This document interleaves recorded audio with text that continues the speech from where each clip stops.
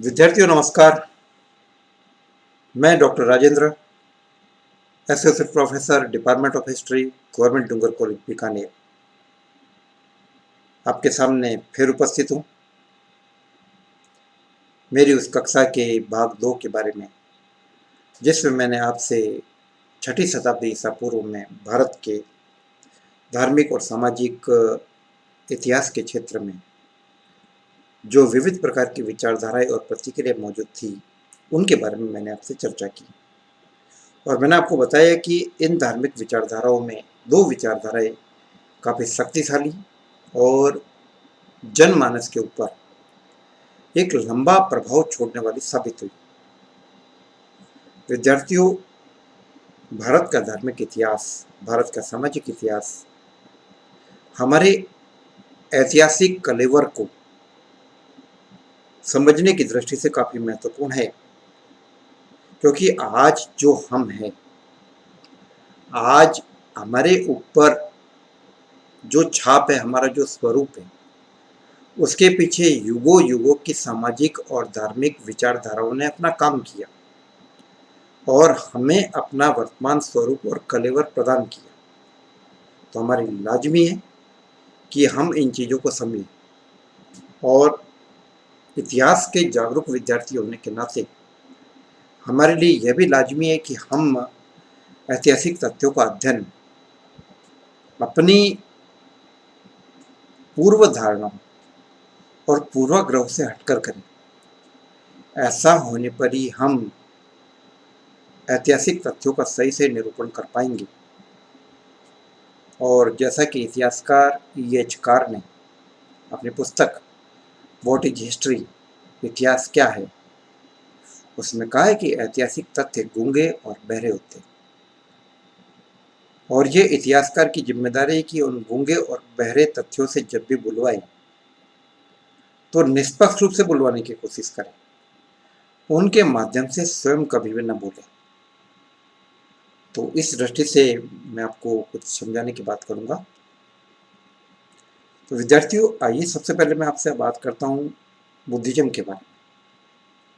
6ठी शताब्दी ईसा पूर्व के धार्मिक परिवर्तन के क्षेत्र में बुद्धिज्म, बौद्ध धर्म, गौतम बुद्ध की जीवनी, उनके सिद्धांत, बौद्ध धर्म के संप्रदाय और उस दौर की राजनीति पर बौद्ध धर्म का प्रभाव, और आगे चलकर कला और स्थापत्य के क्षेत्र में भी बौद्ध धर्म ने किस प्रकार से अपनी महत्वपूर्ण भूमिका निभाई। इवन आप देखिए कि हिंदुस्तान का एक महत्वपूर्ण शासक, वह तो खुद बुद्ध की विचारधारा से प्रभावित होकर चंडाशोक के स्थान पर धम्माशोक बन गया। जनता के कल्याण को उसने अपनी सर्वोच्च प्राथमिकता दी। कलिंग युद्ध की विभीषिका से जो दुखी हुआ और जिसका हृदय परिवर्तन हुआ, वह सम्राट अशोक भी बौद्ध धर्म के प्रभाव से और बुद्ध की वाणी से अछूता नहीं रहा। तो आइए आज मैं आपसे बात करता हूँ बौद्ध धर्म के बारे में, इससे जुड़े हुए तथ्यों के बारे में। और मैं ये चाहूँगा कि तथ्यों के विश्लेषण और आदान प्रदान की ये प्रक्रिया एक पक्षीय नहीं रहे, बल्कि आप सभी इसके बारे में जानने की काफ़ी कोशिश करें, परिचर्चा करें। और आप मेरे व्हाट्सएप नंबर 9928482295 पर आप जानकारी ले सकते हैं। तो आइए अब आपसे मैं बात करता हूँ बुद्ध की जीवनी के बारे में। बुद्ध, जिनका संबंध कपिलवस्तु के शाक्यों से था और जो कपिलवस्तु के शाक्य घराने के राजकुमार थे, और इनके पिता का नाम शुद्धोधन था। ऐसा कहा जाता है कि जब राजकुमार सिद्धार्थ का जन्म हुआ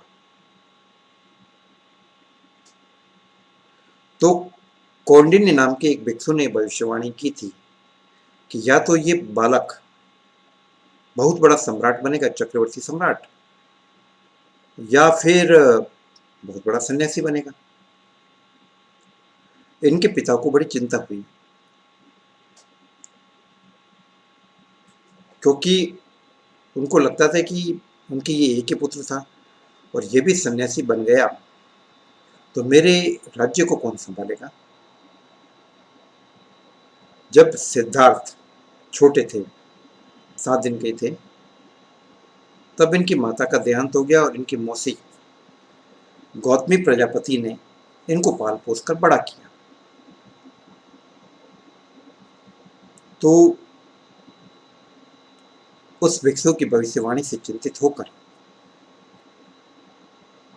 सुद्धोधन ने हमेशा यह प्रयत्न किया कि सिद्धार्थ को ऐसी बातों से, ऐसे दृश्यों से दूर रखा जाए जो उनके मन में वैराग्य की भावना उत्पन्न कर सकते हैं, जो उनके मन में संन्यास की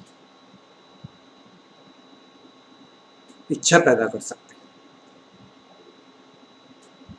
लेकिन प्रारब्ध को टाला नहीं जा सकता। एक दिन राजकुमार सिद्धार्थ, आयु लगभग 16-17 वर्ष की रही होगी, वे अपने सारथी छंदक के साथ नगर भ्रमण को निकले। वहां पर उन्होंने कुछ ऐसे दृश्य देखे जिन्होंने उनकी जीवन की दिशा को और दशा को बदल दिया। उन्होंने बीमार व्यक्ति को देखा, रुग्ण व्यक्ति को, जो ज्वर से पीड़ित था, क्षुधित था। छंदक से पूछा, इससे पहले उन्होंने इस प्रकार का दृश्य नहीं देखा। छंदक से पूछा कि छंदक ये कौन है। छंदक ने कहा कि राजकुमार, यह रुग्ण व्यक्ति है, बीमार व्यक्ति है और व्यक्ति को कभी न कभी बीमारी होती है। तो वो बड़े चिंतित हुए। फिर उन्होंने वृद्ध व्यक्ति को देखा जो जरा से पीड़ित था, जिसके सारे बाल सफेद हो चुके थे, त्वचा में झुर्रियां पड़ गई थी और कमर उसकी पूरी झुक गई थी। पूछे जाने पर छंदक ने फिर कहा कि राजकुमार, यह भी जीवन की एक नियति है, यह भी एक जीवन का सोपान है। व्यक्ति को बूढ़ा तो होना ही होता है।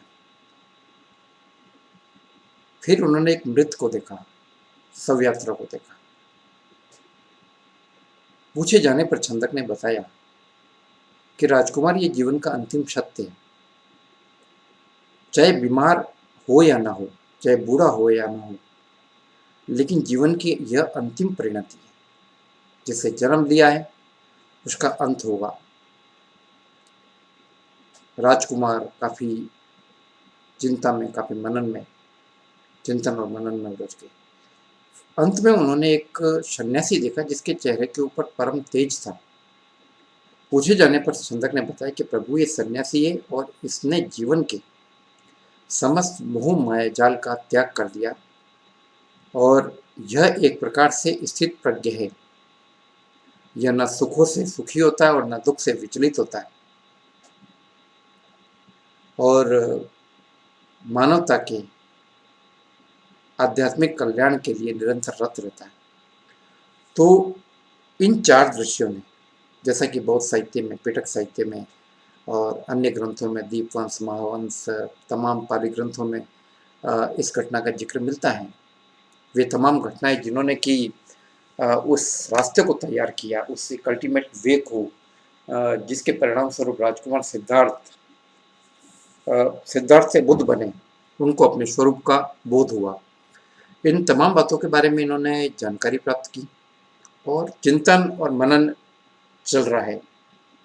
वो एक पूरी प्रक्रिया का धरातल तैयार हो रहा है, जिसके परिणाम स्वरूप हम ये देखते हैं कि राजकुमार सिद्धार्थ वैराग्य की तरफ अग्रसर हो रहे हैं। तो उनके इस स्थिति को देखकर पिता को बड़ी चिंता हुई। उन्होंने उनका विवाह कर दिया इस राजकुमारी यशोधरा के साथ। इस विवाह से एक पुत्र भी हुआ, राहुल, बंधन। लेकिन यह बंधन भी उनको रोक नहीं पाया और एक शाम दरबार में